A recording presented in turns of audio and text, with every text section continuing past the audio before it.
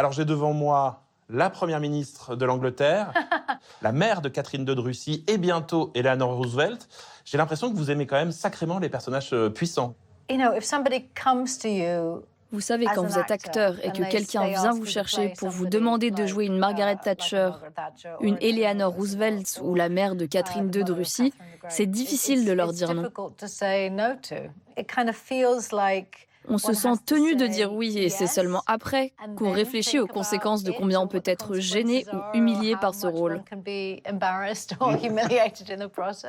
L'une des grandes parties de votre travail aussi, c'est d'incarner ces personnages de pouvoir qui portent un costume. Est-ce que ça vous aide à jouer le pouvoir ?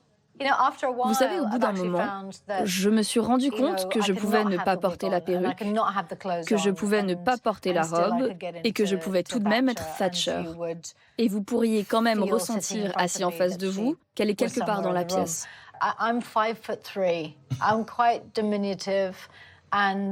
Je fais 1m60, je suis assez frêle et je me rappelle, quand j'ai commencé à jouer Scully dans le premier ou le deuxième épisode, on m'avait demandé de donner des ordres à une rangée d'agents du FBI, c'était tous des hommes et il y en avait une vingtaine.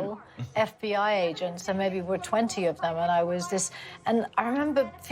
je me rappelle m'être sentie tellement petite et ma voix sonnait tellement aiguë et grinçante et je me sentais totalement désaxée.